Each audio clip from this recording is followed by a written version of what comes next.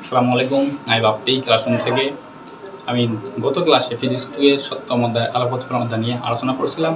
আর ওই দিন যেগুলো আলোচনা করছিলাম সবগুলো কী করছিলাম, এই অধ্যায়ের বেসিক টপিক নিয়ে আলোচনা করছিলাম। আর আমি শেষের দিকে বলছিলাম এই অধ্যায়ে দুইটা ইম্পর্টেন্ট রচনামূলক আছে। একটা অবতল দর্পণের ক্ষেত্রে প্রমাণ করো যে 1/f equal 1 divided u plus 1 divided v, এক আছে উত্তল দর্পণের ক্ষেত্রে সেম।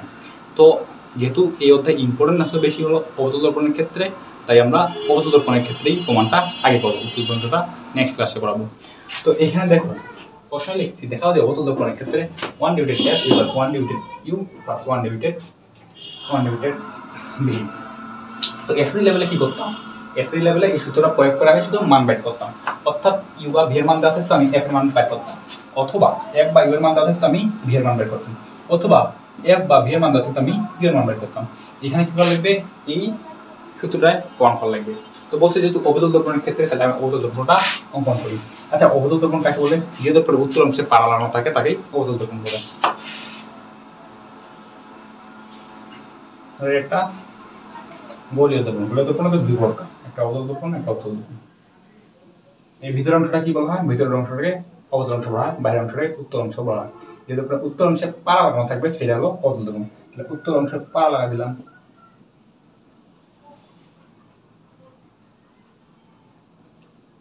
তাহলে হয়ে গেল কি, পারা লাগালেই হয়ে গেল অবতল দর্পণ। তো এইখানে কি, এটা হলো বক্রতার কেন্দ্র। অর্থাৎ আমি যখন একটা বৃত্ত অঙ্কন করি, বৃত্তেরই তো একটা অংশ, এইরকম একটা বৃত্ত ছিল, ওই বৃত্তেরই তো অংশ, তাহলে এই সি এখানে তো কাটাকুটি করে তারপর আমি এইটা অঙ্কন করছি অবতল দর্পণটা। তাহলে এই পুরোটা কি ছিল, ব্যাস, ব্যাসের অর্ধেক নিয়েছি, অর্ধেক নিয়ে আমি অবতল দর্পণ অঙ্কন করছি। তাহলে সি এবং পি, ধরো এটা মেরু, এম পি এম প্রাইম একটা অবতল দর্পণ। তাহলে সি হতে পি কি, হলো বক্ষদার ব্যাসার্ধ, তার ব্যাসার্ধ বৃত্তের একটা ব্যাসার্ধ, তাহলে এই কেন্দ্রকে বলা আছে বক্ষদার কেন্দ্র। আর সি হতে পি যে দূরত্ব হলো বক্ষদার ব্যাসার্ধ, আর কি হলো মেরু। বক্ষদার ব্যাসার্ধ এবং পি এর মাঝে যেটা অংশ সেটা হলো প্রধান ফোকাস হতে পি হতে যে দূরত্ব সেটা হলো কি, সেটা হলো ফোকাস দূরত্ব। আর সি হতে পি এটা হচ্ছে বক্ষতার ব্যাসার্ধ, ব্যাসার্ধকে আমরা কি দ্বারা প্রকাশ করি, ব্যাসার্ধকে আমরা ছোট হাতের আর দ্বারা প্রকাশ করি। এই হতে এটা পুরোটাই হলো কি, এই পুরোটাই হলো আর, ঠিক আছে। তাহলে আবার এই পুরা এই যে সরল রেখা গেছে না, এই সরল রেখা হলো প্রধান অক্ষ। আমি এইখানে একটা লক্ষ্যবস্তু নিই, এতে একটা লক্ষ্যবস্তু নিই, এ হতে আমি লক্ষ্যবস্তু নিয়ে অবতল দর্পণের এল বিন্দুতে আলোটা কি করলাম, আপাতিত করলাম। এই যে আমি এ হতে অবতল দর্পণের এল বিন্দু একটা আপাতিত করলাম, এই আপাতিত আলোটা বক্ষদার কেন্দ্র এবং প্রধান ফোকাসের মাঝ দিয়ে কি হয়ে যাবে, প্রতিফলিত হয়ে যাবে। কথা দিয়ে ফোকাস হবে এই বক্ষদার কেন্দ্র এবং ফোকাসের মাঝ দিয়ে এল আর প্রতিফলিত হয়ে গেল। এখন মনে মনে আমি কি করবো, এল এবং সি যোগ করে দিলাম, এবং সি যোগ করে দিলাম। যেহেতু বক্ষদার কেন্দ্র এবং এটার মাঝ দিয়ে আলোটা প্রতিফলিত হয়েছে, তাহলে এখানে একটা প্রতিবিম্ব হবে, প্রতিবিম্বটা হলো কিউ। তাহলে এখানে দেখো, একটা আমি এ বিন্দু হতে এ বিন্দুতে আপাত করলাম, তারপর এল আর হতে আলোটা কিউ বিন্দু দিয়ে বক্ষদার কেন্দ্র এবং ফোকাসের মধ্যে কিউ বিন্দু দিয়ে এল আর হতে আপাতিত হয়ে গেল। তাহলে আমি কি জানি যে আপাতন রশ্মি অবিলম্বের সাথে এল থিটা মনে মনে আমি অবিলম্ব ধরে দিব, আপতন রশ্মি অবিলম্বের সাথে যে কোণ উৎপন্ন করে তাই কি বলা হয়, আপাতন কোণ। আপাতন করতে আই দ্বারা প্রকাশ করি। আবার অবিলম্বের সাথে প্রতিফলিত রশ্মি যে কোণ উৎপন্ন করে তাকে বলা হয় প্রতিফলিত রশ্মি। আমাদের অঙ্কন করা শেষ, এখন আমরা প্রমাণে চলে যাই। এখন যেভাবে আমি অঙ্কন করলাম সেভাবে একটু লেখার চেষ্টা করবো। যে মনে করি কি মনে করি, দেখো এম পি এম প্রাইম একটা অবতল দর্পণ, এম পি এম প্রাইম একটি অবতল দর্পণ, অবতল দর্পণ। সি কি, সি তো বললাম বক্ষদার কেন্দ্র, সি বক্ষদার কেন্দ্র এবং এফ কি, এফ বড় হলো ফোকাস, প্রধান ফোকাস।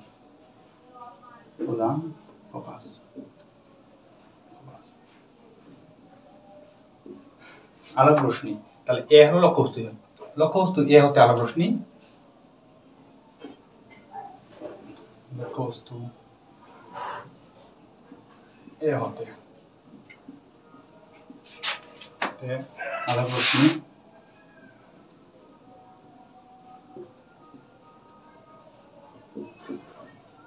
লক্ষ্যবস্তু এ হতে আলোক রশ্মি এল বিন্দুতে কি হয় আপতিত হয়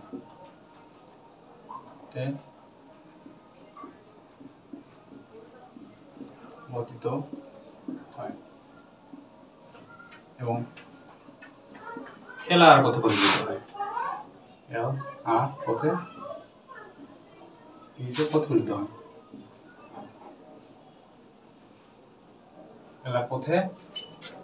এলার পথে প্রধান ফোকাস বক্ষতার কেন্দ্র এবং প্রধান ফোকাসের মাঝে কি বিন্দু দিয়ে এলার পথে বক্ষতার কেন্দ্র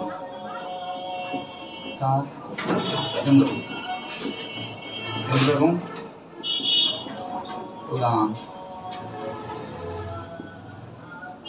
প্রধান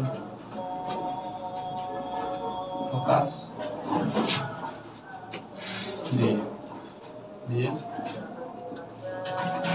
দিয়ে আর পথে বক্ষতার কেন্দ্র এবং প্রধান ফোকাস দিয়ে আর পথে বক্ষতার কেন্দ্র প্রধান ফোকাসে প্রতিফলিত হয়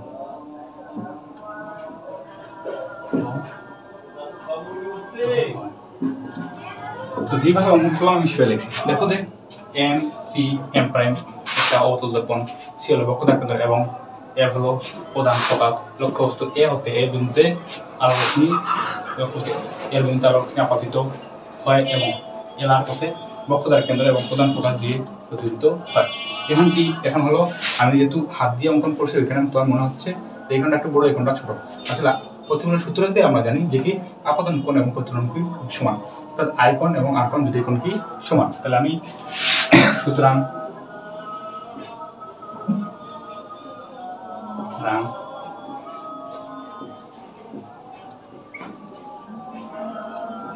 কোণ আপতন কোণ কোণটা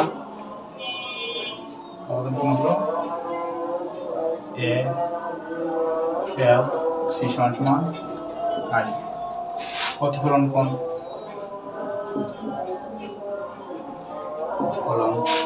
কোণটা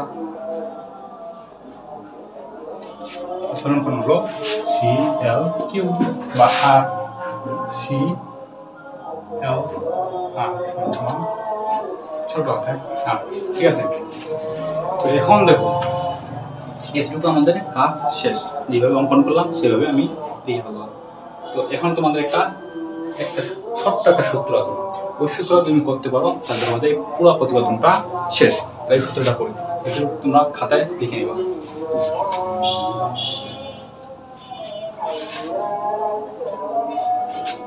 এখন দেখো এখানে দেখো আপাতত একটা কোণ একটা প্রতিফলন কোণ তো এখানে সবচেয়ে বড় কোণ কোনটা দেখো দেখি এ এল কিউ এটা হলো সবচেয়ে বড় কোণ এই কোণটাকে সিএল লেখা দ্বারা দ্বিগুণিত করে আমরা একটা আপাতন কোণ পাচ্ছি একটা প্রতিফলন কোণ পাচ্ছি তাহলে দেখো যে এ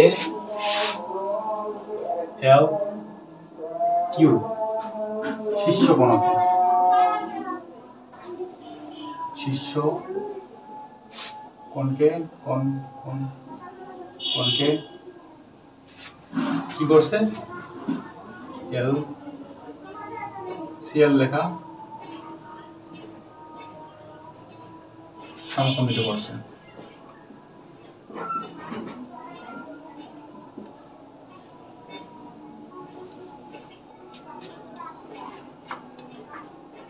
সমদ্বিখণ্ড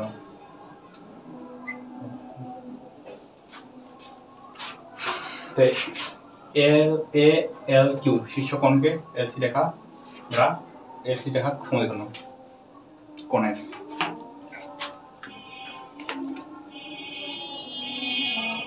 এলসি রেখা সমদ্বিখণ্ড তো এখন দেখো এখানে একটা জিনিস তুমি যদি এই সূত্র যদি মনে রাখতে পারো তাহলে ধরো যে পুরো প্রতিপাদনটা হয়ে গেছে এখানে হচ্ছে তোমার লিখবা দুটো জিনিস লিখবা এর হচ্ছে প্রতিবিম্বের দূরত্ব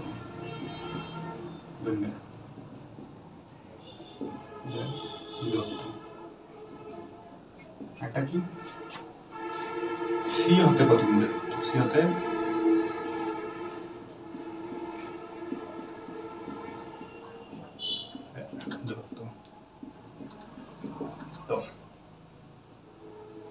দূরত্ব আবার এ হতে লক্ষ দূরত্ব, এখানে সি হতে লক্ষ্যবস্তু দূরত্ব।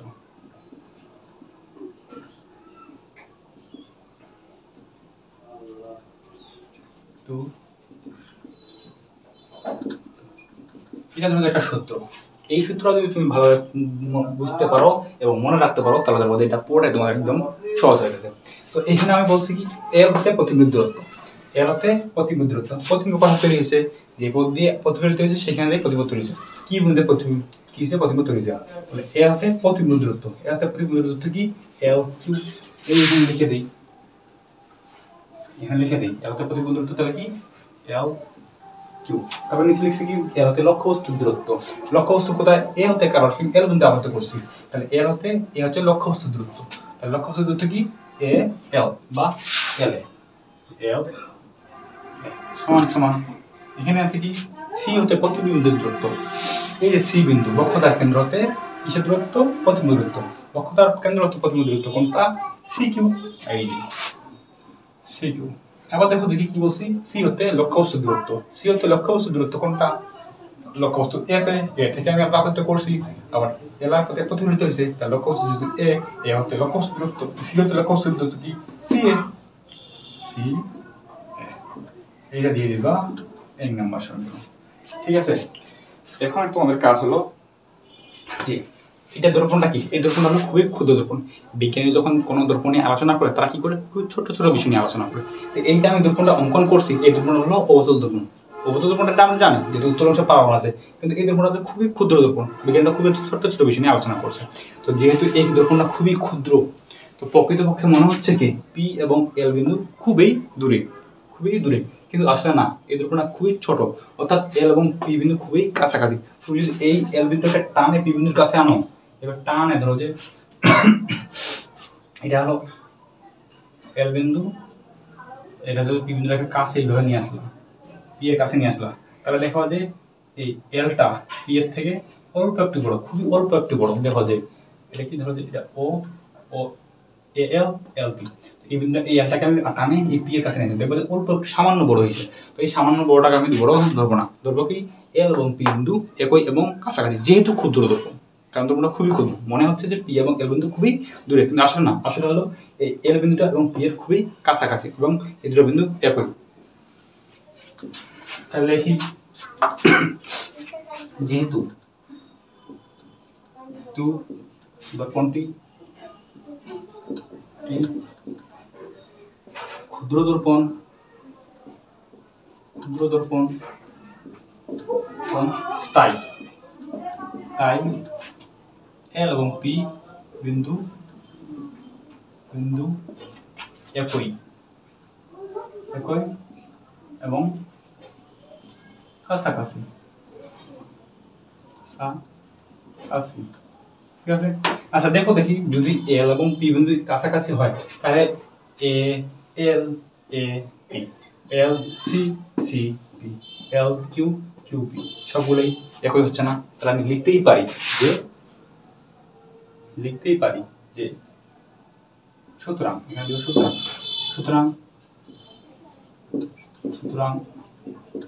সুতরাং এ এল সমান এপি, এই যে এ এল যেহেতু এটা এবং এটা বিন্দু একই এবং কাছাকাছি, তাহলে এ এল এ পি দুটো সমান, আবার এল সি এবং সিপি এটাও সমান, তাহলে এল পি সমান সিপি, আবার কি আবার এল কিউ এবং কিউ পি দুটো সমান, এল কিউ সমান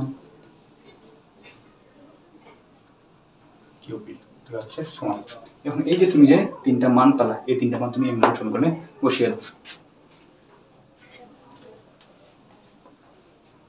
তাহলে 1 নং সমীকরণে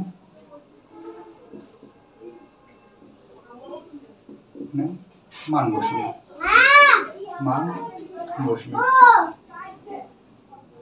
এই যে মান দেখো এখানে কি আছে, এটা হচ্ছে 1 নম্বর সমীকরণ এল কিউ, তাহলে এল কিউ পরিবর্তে কি লিখতে পারি কিউপি, তাই কিউপি লিখে দিলাম ডিভাইডেড। আবার দেখো নিচে কি আছে এল এ, এল এ এর পরিবর্তে কি লিখছি এপি লিখতে পারি এ পি ইকুয়াল আছে ইকুয়াল।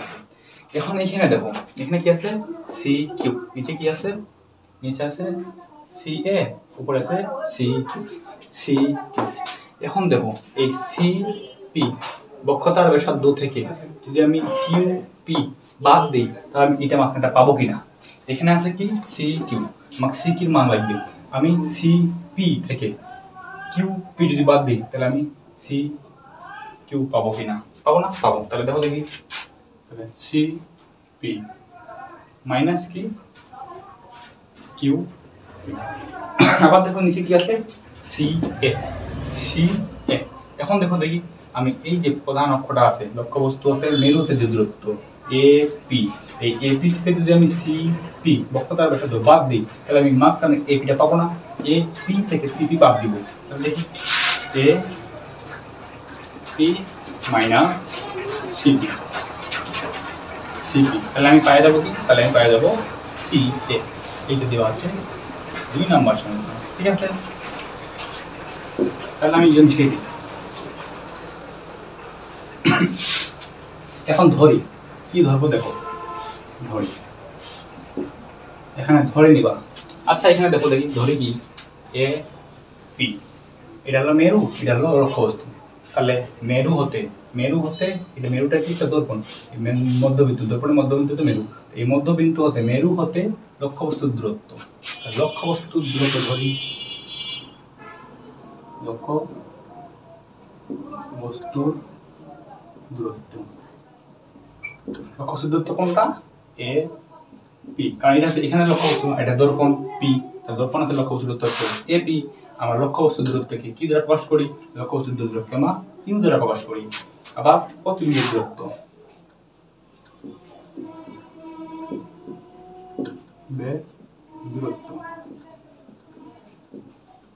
প্রতিবিম্ব দূরত্ব আমরা কি দ্বারা প্রকাশ করি, প্রতিবিম্ব কথা তৈরি হচ্ছে কিউ তে তৈরি হয়েছে। তাহলে দর্পণ হতে, দর্পণটা কি এমপি, এমপি একটা দর্পণ, তাহলে মেরু হতে লক্ষ্যবস্তু তৈরি হয়েছে কি কিউতে, কারণ এলার পথে ওটা প্রতিফলিত হয়েছে, যেখানে আরোটা প্রতিফলিত যে বিন্দু দিয়ে হবে ওইখানে প্রতিবিম্ব তৈরি হবে। তাহলে প্রতিবিম্ব হয়েছে কিউ হতে, তাহলে প্রতিবিম্ব দূরত্ব প্রকার কি পি কিউ, তাহলে প্রতিবিম্ব দূরত্ব পি কিউ, পি কিউ। প্রতিবিম্ব দূরত্বকে প্রকাশ করা হয় ভি দ্বারা, এটা হলো তার প্রতীক।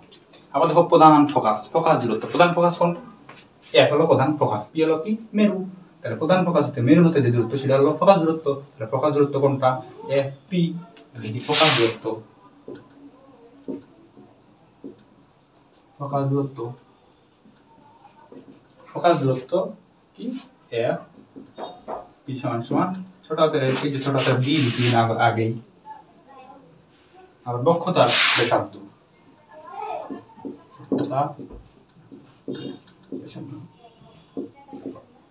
আমরা কি জানি বক্ষতার কেন্দ্র হতে মেরু হতে যে দূরত্ব সেটা হলো বক্ষতার ব্যাসার্ধ। তাহলে সিপি হলো বক্ষতার ব্যাসার্ধ, সিপি ব্যাসার্ধকে আমরা কি দ্বারা প্রকাশ করি, আর দ্বারা প্রকাশ করি এই যে আর। এখন শুধু এই মানগুলো তুমি কি করবা এই 2 নাম্বার সমীকরণে বসাই দিবা, ঠিক আছে।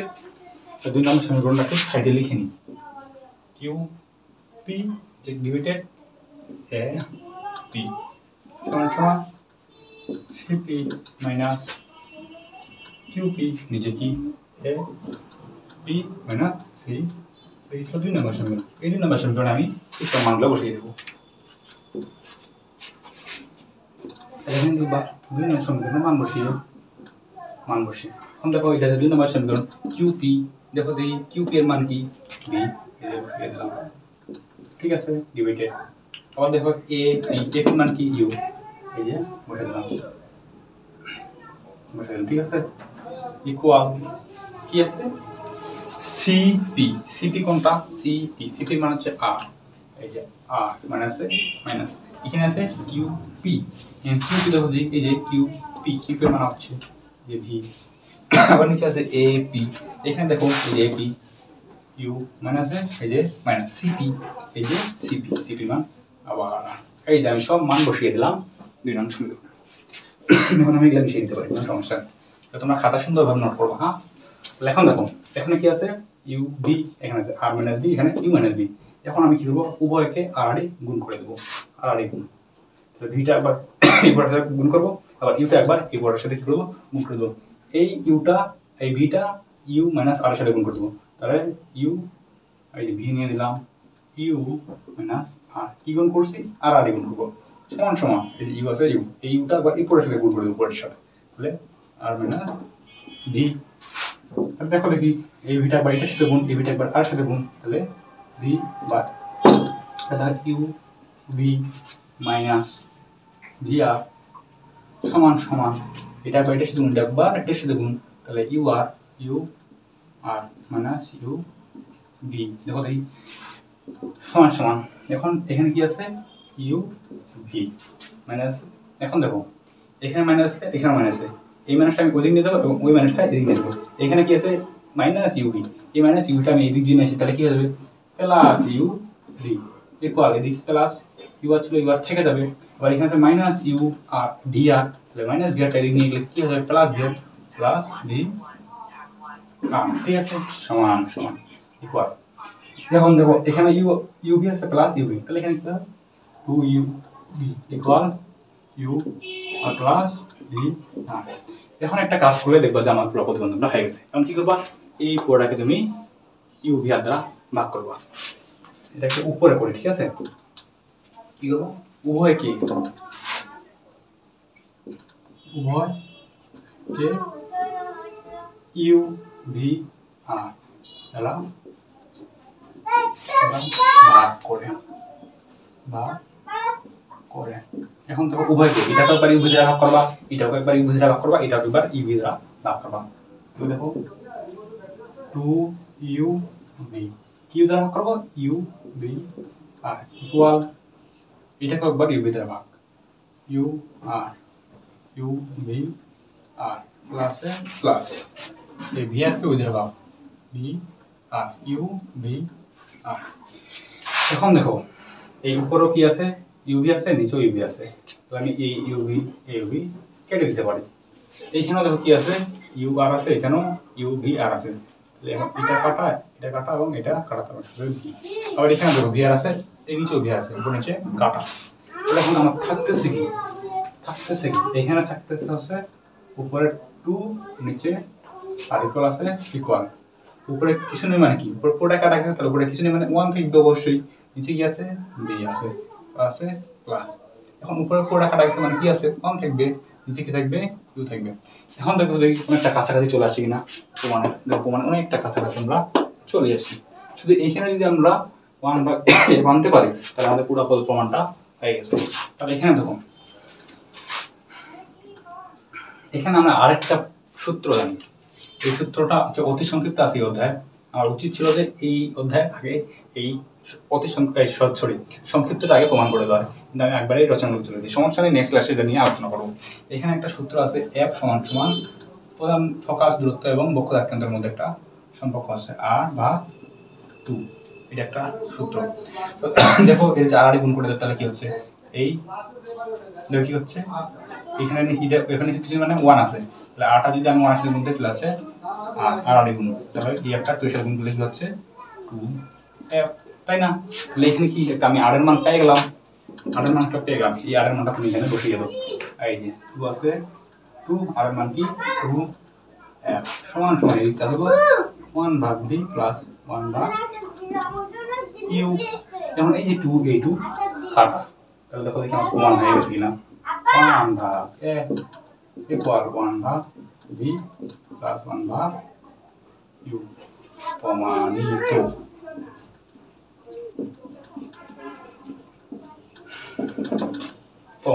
বাস, খুবই ইজি একটা প্রতিবেদন। ইনশাআল্লাহ তোমরা যদি ক্লাসটা করো ইনশাআল্লাহ বুঝবা, এবং যেটা বুঝবা না আমার পরবর্তী কমেন্টে লিখে জানাবা ইনশাআল্লাহ। আসসালামু আলাইকুম, ভালো থাকবেন, দেখা হবে নেক্সট ক্লাসে, আল্লাহ হাফেজ।